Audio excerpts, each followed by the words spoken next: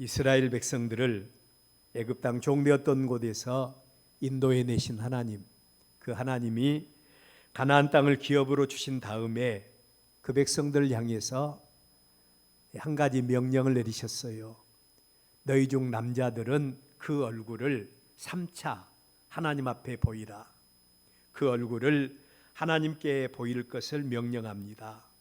왜 하나님이 그 백성들에게 3대 절기, 유월절, 맥추절, 추수절, 이 3대 절기를 하나님께서 지키라고 했고, 이 절기를 통해서 하나님 앞에 특별히 그 얼굴을 보이라고 명령을 하셨는가? 이 말씀을 묵상하면서 저는 3가지 답을 얻었습니다. 첫째로는 하나님께서 그 백성들에게 베풀어 주신 은혜, 그 백성들이 하나님의 은혜를 받기 전에 그들의 모습, 그리고 오늘 그들의 모습이 누구의 열매인가를 알게 하는 것. 하나님의 은혜를 알게 하기 위해서 하나님께서 3차 절기를 하나님께 드리도록 했다.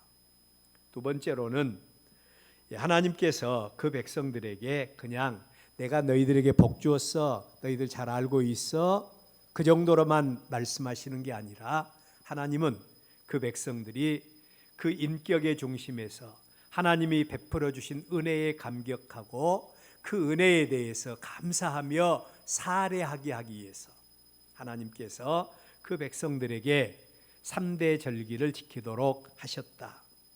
그리고 3번째로 하나님은 그 백성들이 하나님 앞에 귀한 예배로 영광을 돌릴 때 하나님은 내가 계속해서 너희들의 하나님이 되어주마, 계속해서 내가 너희들에게 은혜를 베풀어 주마, 하나님께서 계속해서 관계해 주시기 위해서 하나님이 이 절기들을 지키도록 하셨다는 겁니다.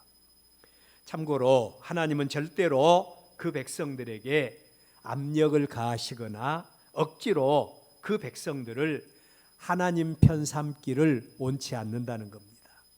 하나님은 억지로 그 백성들에게 하나님을 섬기도록 압력을 넣거나 억지로 그 백성들을 하나님 편 삼기를 원치 않으신다.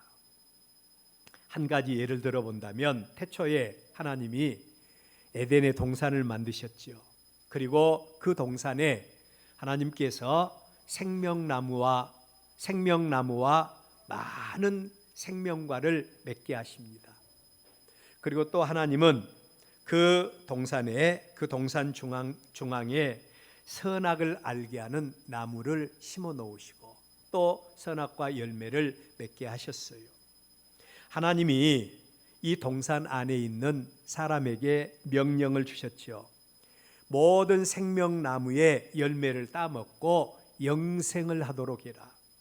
그 생명나무는 동산 안에 풍성한 열매를 맺으며 많은 사람들에게 생명을 공급하는 이런 역할을 하는 나무입니다.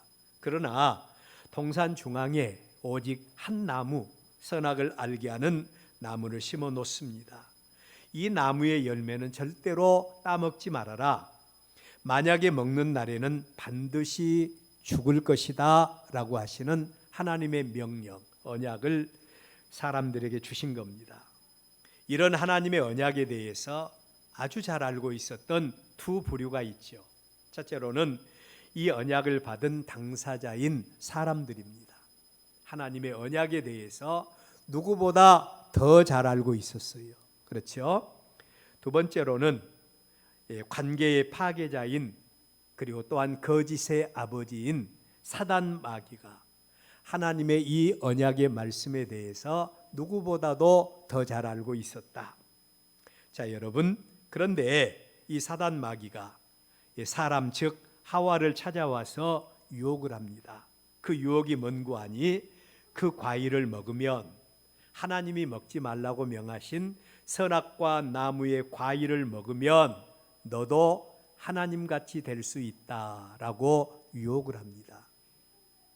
여러분, 우리는 하나님의 말씀에 대해서 너무 잘 알고 있지 않습니까? 우리의 신앙의 경력이 얼마입니까? 그런데 우리도 늘 사단 마귀에게 속삭이는 음성을 듣고 우리의 마음을 빼앗겨 버릴 때가 얼마나 많아요. 야, 오늘 너 피곤하지 않냐?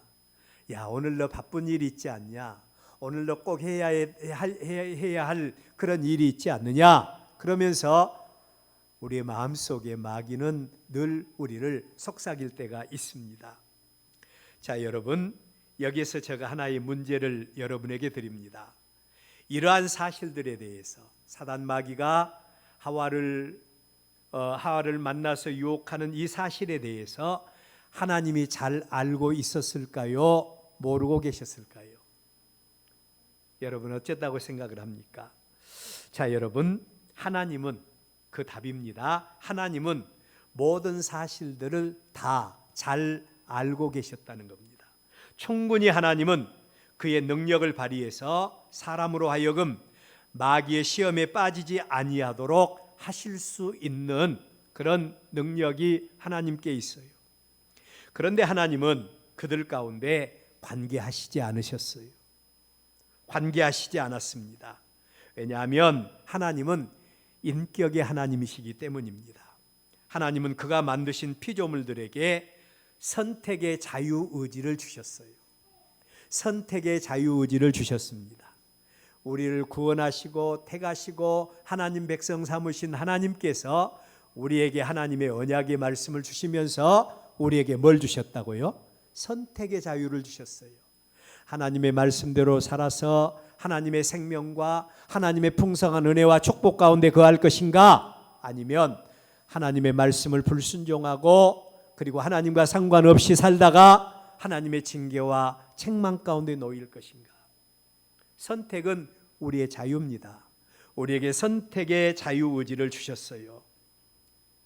그들의 선택과 그들의 인격을 존중하시고 그 선택 가운데 역사하시는 하나님이시라는 겁니다. 이러한 하나님의 성품은 오늘 우리의 구원관에서도 잘 나타나고 있습니다. 하나님은 그의 절대 주권적인 역사로 우리의 구원을 완성해 놓으셨어요. 허물과 죄로 죽었던 우리입니다. 죄로 말미암아 하나님과의 관계가 끊어져 버렸습니다. 모든 사람이 죄를 범하였음에 하나님의 영광에 이르지 못합니다. 그런데 하나님은 이러한 우리를 위해서 우리의 구원을 완성하셨습니다.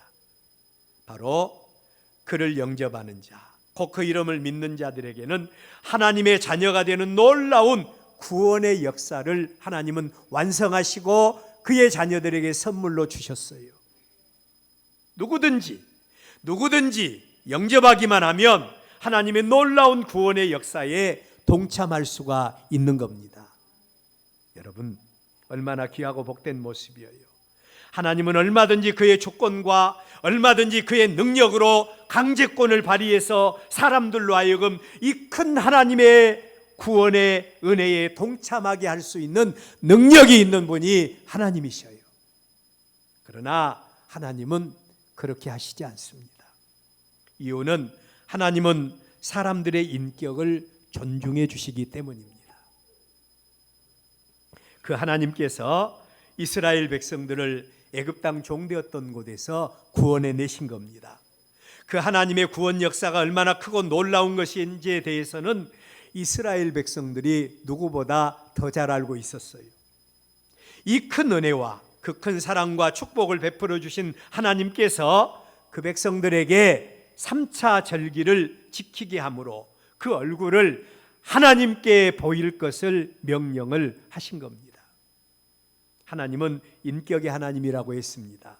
억지로 무엇을 할 것인가 요구치 아니하신다고 했습니다. 그러나 그 중심에서 하나님을 알고 그 중심에서 하나님을 인정하고 그 중심에서 하나님이 공급하신 은혜와 축복을 아는 자들이 감격해서 자원하는 마음으로 하나님께 나와서 드리는 감사와 하나님께 드리는 예배와 찬양을 하나님은 받기를 원하신다는 겁니다.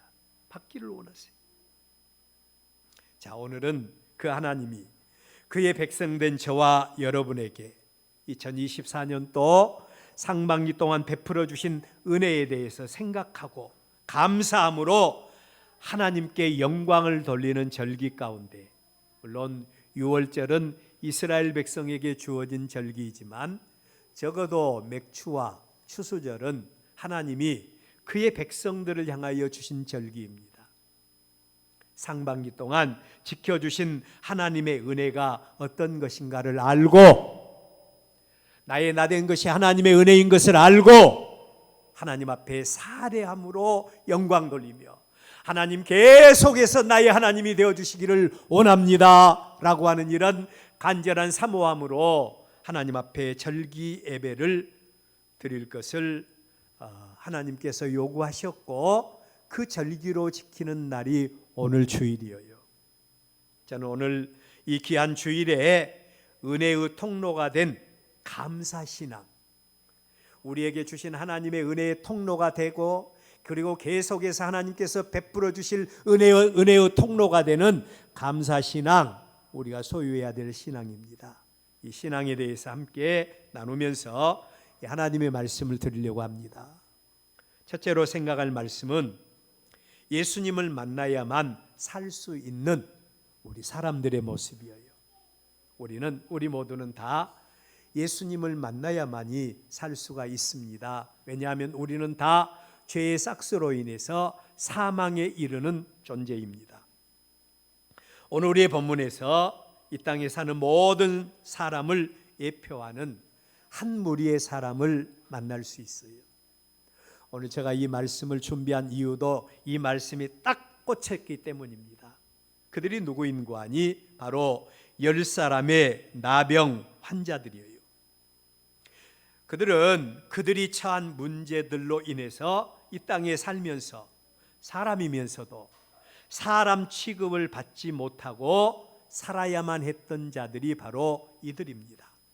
살아있지만 살아있는 자의 취급을 받지 못하고 비참한 인생을 살아가야만 했던 자들이 바로 그들이다. 오늘 여러분, 이들의 모습 속에서 우리는 오늘 나의 모습이 어떤 모습인가를 발견할 필요도 있지요. 오늘 저와 여러분의 모습이 어떤 모습입니까? 이스라엘 백성들의 별명이 거룩과 구별입니다. 하나님은 그의 백성들을 세상 가운데서 불러내셨어요. 허물과 죄로 인해서 죽을 수밖에 없는 소망이 없는 그 가운데서, 세상 가운데서 그 백성들로 하나님이 이스라엘을 불러내신 겁니다. 그리고 그들에게 언약의 말씀을 주시면서 지켜 행하면 내가 너희들의 하나님이 되어주겠다고 약속을 한 겁니다. 하나님은 그 백성들을 향해서 내가 거룩하니 나의 백성인 너희들도 거룩하라고 말씀을 하셨어요. 하나님이, 우리의 구원자 되신 하나님이, 이스라엘의 하나님이 그의 백성들에게 원하시는 마음이 있다면 내가 거룩하니 너희도 거룩하라는 겁니다. 이게 바로 하나님의 마음이에요. 여러분, 우리는 우리의 신분이 어떤 신분인가를 알고 사십니까? 복음의 대사도인 바울은 이 신분에 대한 인식을 분명히 가지고 살던 사람이었죠.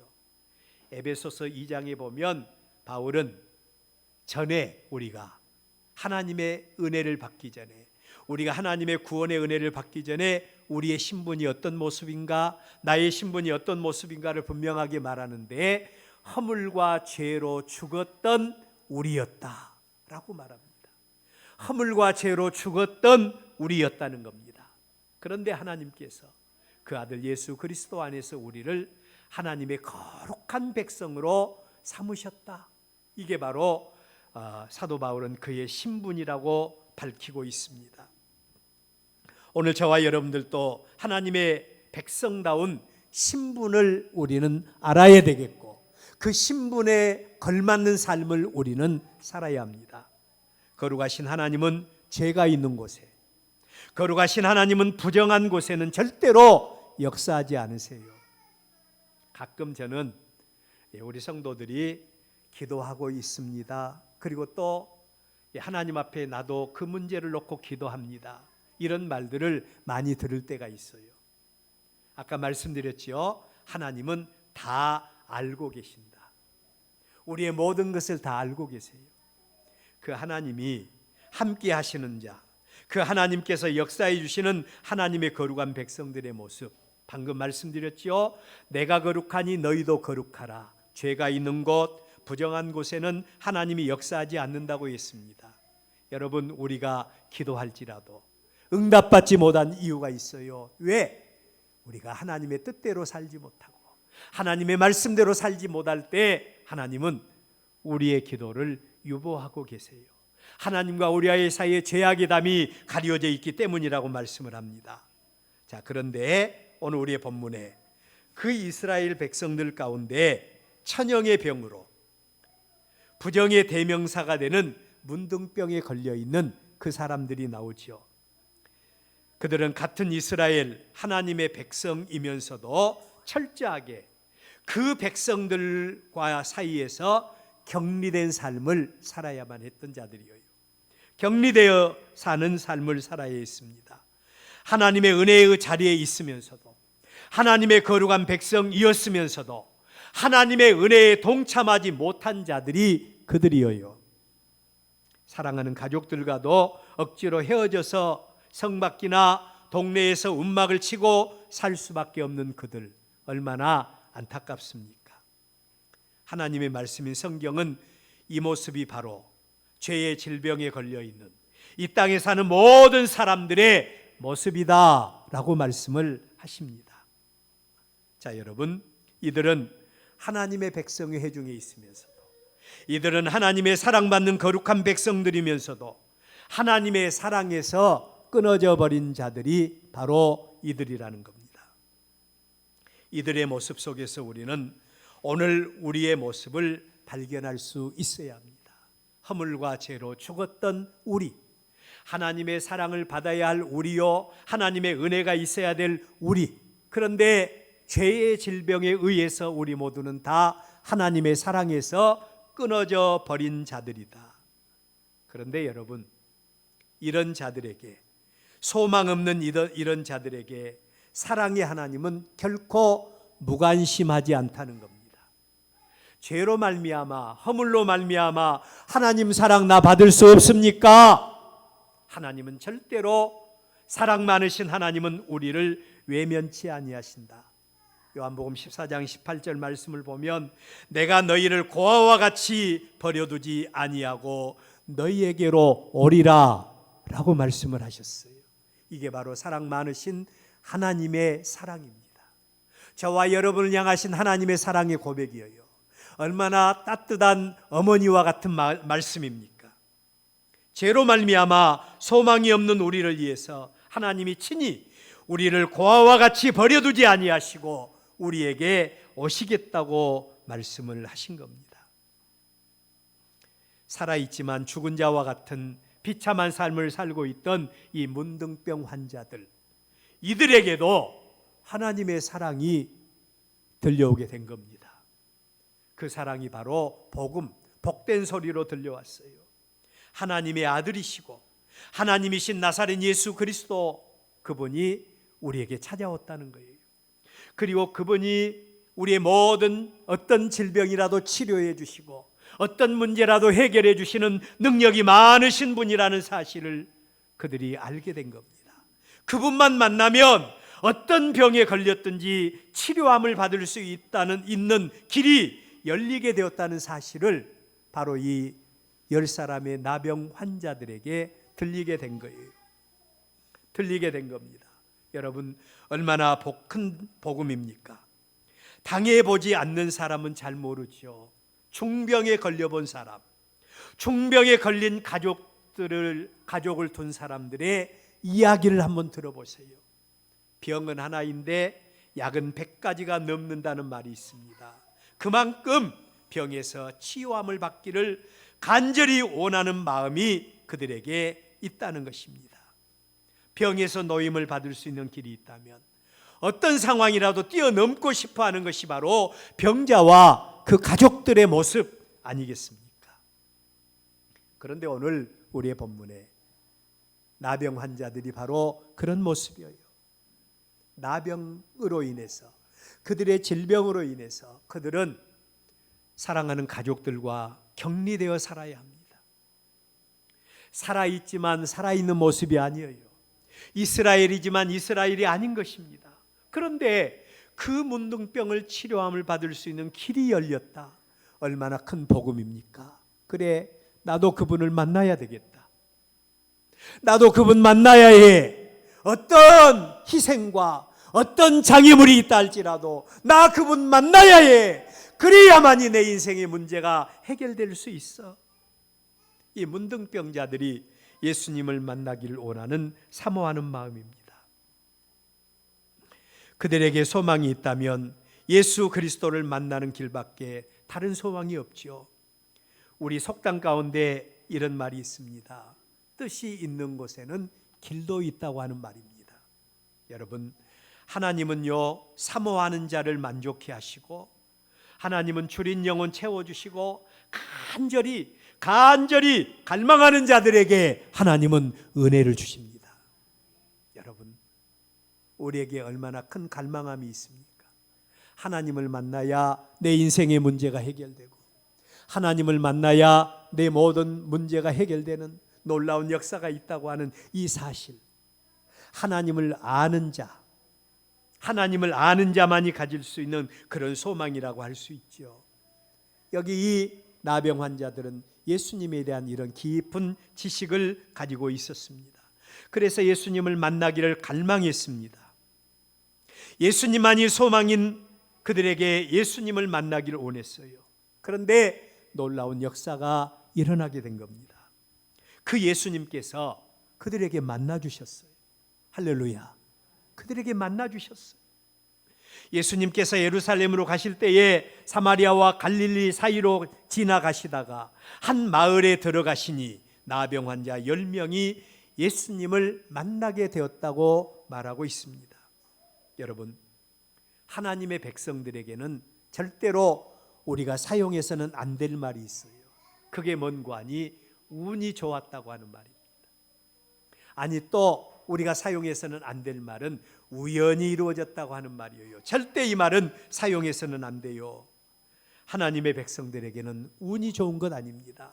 우연이 아닙니다. 하나님이 섭리하신 가운데 만나주시고 역사해 주신 줄로 믿으시기를 바랍니다. 하나님이 섭리해 주셔서 된 거예요.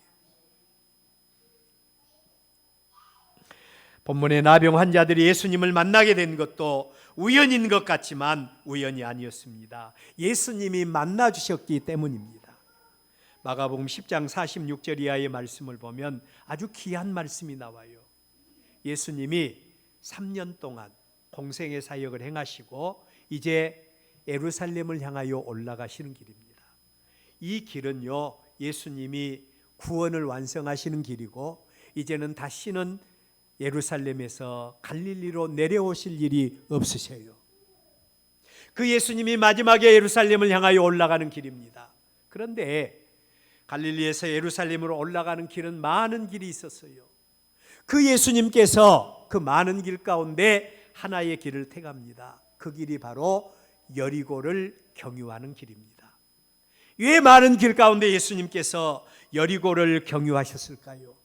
그 여리고에는 거지요 소경인 바디메오라고 하는 사람이 있어요.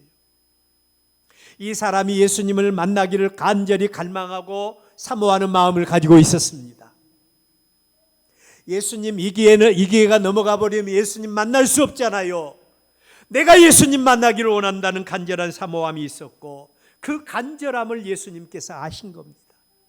그래서 예수님은 그 많은 길을 마다하시고 여리고를 향하여 나오셨고 그 길에서 예수님은 이 거지 소경 바디메오를 만나 주시는 장면을 바라볼 수 있어요. 여러분, 우리 인생 가운데 예수님의 임재가 필요합니까?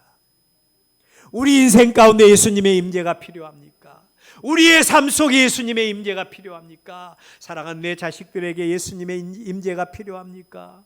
사랑하는 내 후손들에게 예수님의 임재가 필요합니까? 내 사업이나 내 직장이나 모든 관계 속에 예수님의 임재가 필요합니까? 여러분, 그렇다면 예수님을 갈망하시기를 바랍니다. 갈망해야 돼요. 그분을 만나야만이 우리 인생의 모든 문제가 해결된다는 사실을 믿고 오직 그분에게만 소망을 둘 수 있기를 바랍니다. 이런 자에게 예수님은 만나 주십니다.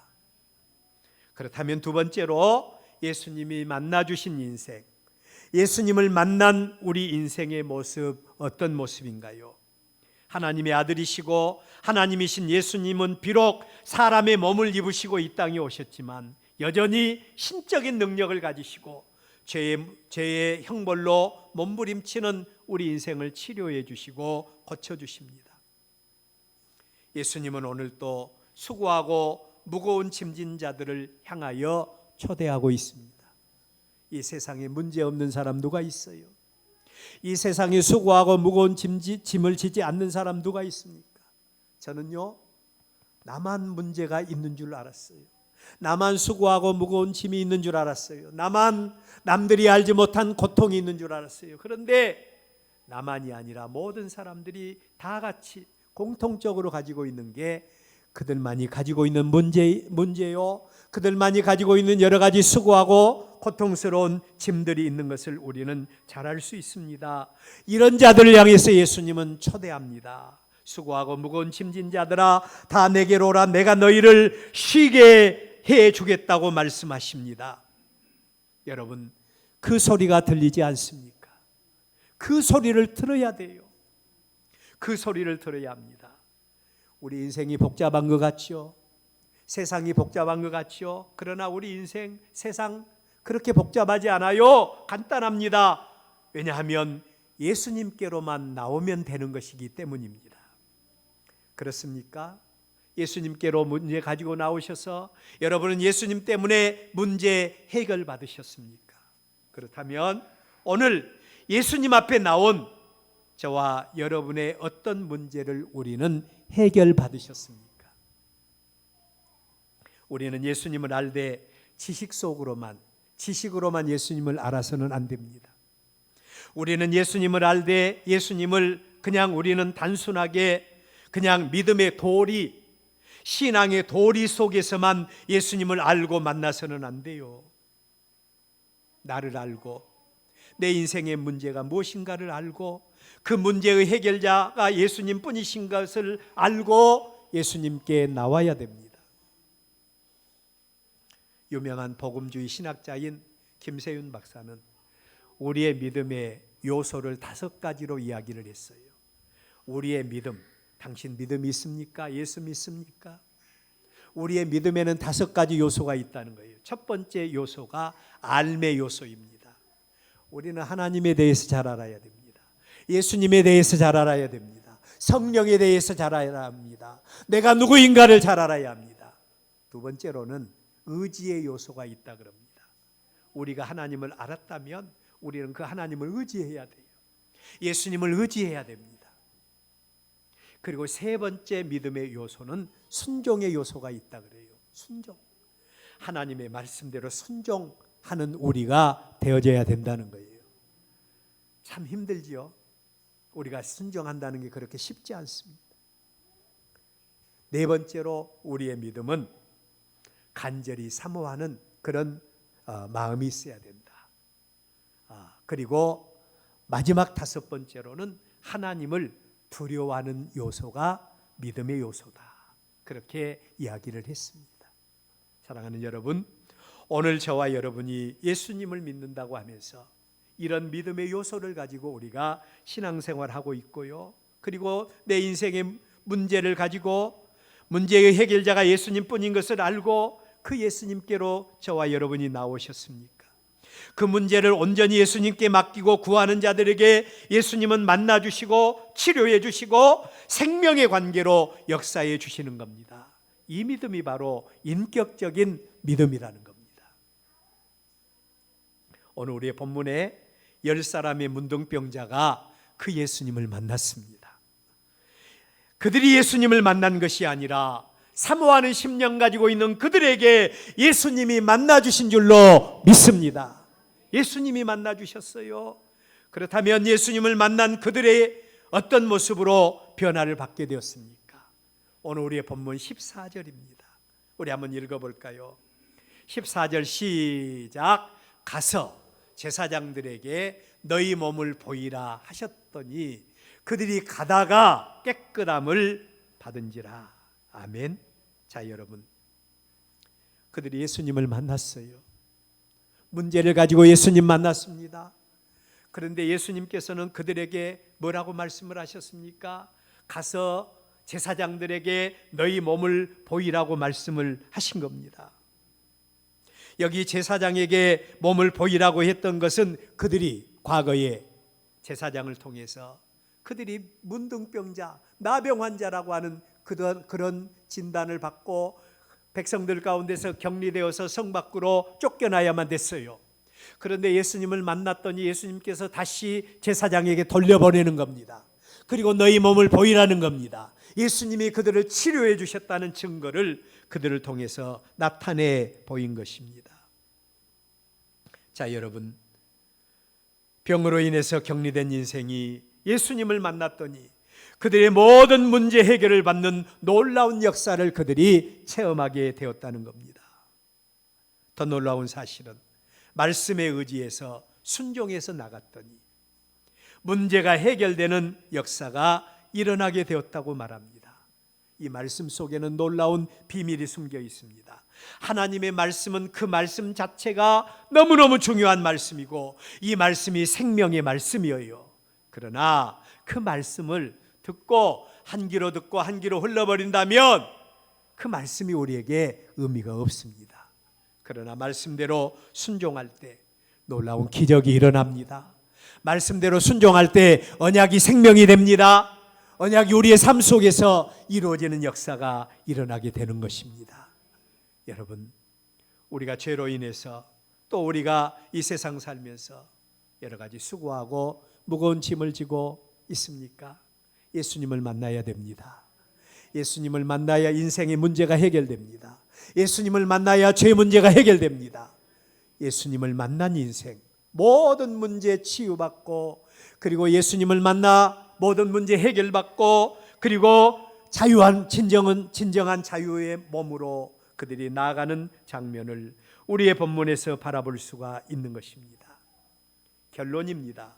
그러면서 우리는 이제 예수님을 만난 사람들, 이들이 지녀야 될 믿음의 모습이 어떤 모습인가를 우리는 구체적으로 제시받을 수가 있습니다. 그게 뭔고 하니 은혜와 구원의 통로가 되었던 감사신앙인 것입니다. 은혜와 구원의 통로가 되었던 감사신앙의 능력이에요. 우리 본문 19절 그에게 이르시되 일어나 가라 내 믿음이 너를 구원했다 라고 말하는 말씀이 나옵니다. 10사람의 나병 환자들이 다 같이 예수님을 만났고 예수님을 통해서 놀라운 은혜를 입었습니다. 평생에 한을 안고 살아가야 될 자들이 예수님을 만남으로 육신의 질병을 치료함을 받게 되는 은혜를 받았어요. 사람이면서도 사람 취급을 받지 못했던 그들, 죽지 못해서 사는 인생, 죽음보다 더 못한 인생을 살던 그들입니다. 그런데 예수님을 통해서 놀라운 치유의 은혜를 받게 된 겁니다. 얼마나 큰 은혜입니까? 이들에게 요구된 것이 뭐겠습니까? 이들에게 요구된 게 뭐겠어요? 감사합니다.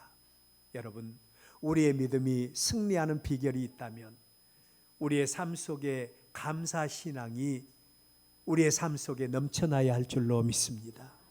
감사하는 마음이 있을 때 우리의 믿음은 절대로 흔들리지 않아요.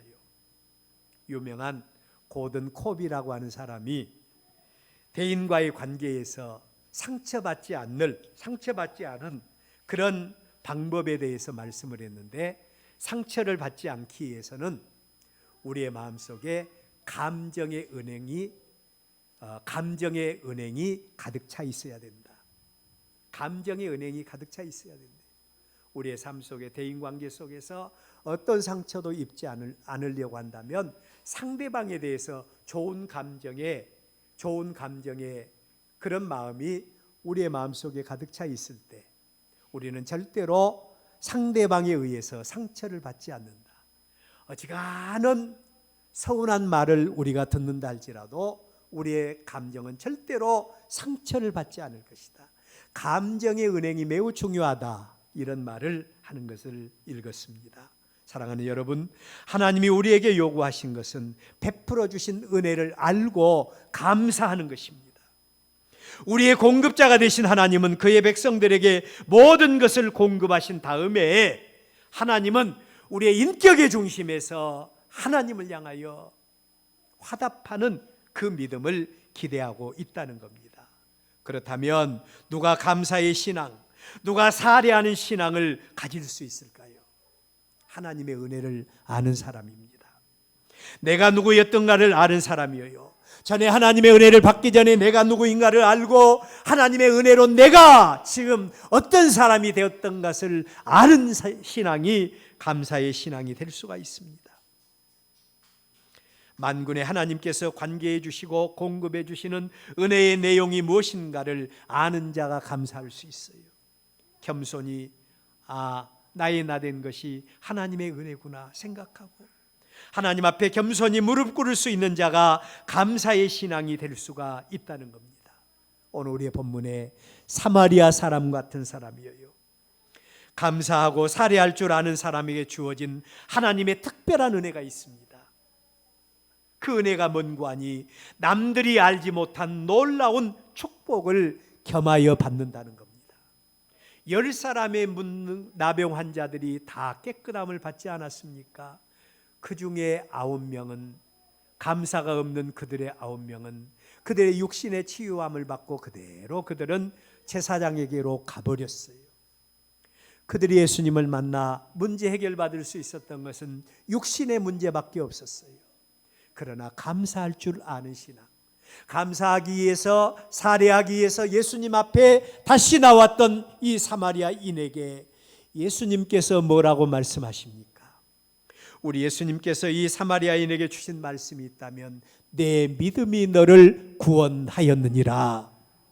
내 믿음이 너를 구원했다. 육신의 문제뿐만 아니라 영혼의 문제까지 해결해 주시는 놀라운 은혜가 바로 감사하는 신앙에게, 감사하는 신앙인에게 우리 예수님께서 넘치게 하셨다는 것입니다. 뿐만 아니라 감사하는 신앙인에게는 계속해서 관계해 주시는 하나님의 은혜가 있습니다.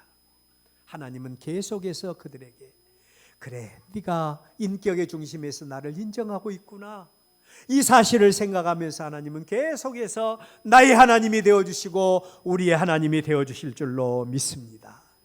관계해 주시는 신앙입니다. 다사다난했던 2024년을 우리는 살고 있습니다. 우리가 살고 있는 세상은 얼마나 문제가 많은 것인지 몰라요. 자고 일어나면 생각지도 못한 사건과 사고가 뉴스를 통해서 얼마나 많이 방영되고 있습니까? 이러한 세상에서 하나님은 전반기 동안 저와 여러분을 보호해 주셨습니다. 저와 여러분을 인도해 주셨습니다. 우리의 모든 필요를 공급해 주셨습니다. 이러한 하나님의 은혜에 대해서 여러분은 어떻게 생각합니까? 나의 나됨이 내가 잘나고 내가 똑똑하고 내가 내 인생 경영 잘하고 처신 잘했더니 오늘의 열매를 맺고 있다고 여러분은 생각하고 계십니까? 아닙니다.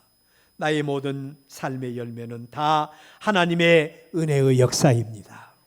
그렇다면 이러한 하나님의 은혜에 대해서 어떤 마음을 가지고 계세요?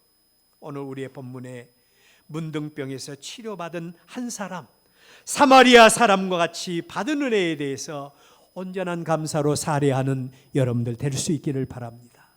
나의 나된 것이 하나님의 은혜입니다. 하나님 앞에 나올 때마다 감사의 영광을 돌리는 저와 여러분이 되어져서 하나님이 하나님 되어주시고 남들이 알지 못하는 은혜로 관계해 주시는 우리의 모습들이 되시기를 주의 이름으로 축원합니다.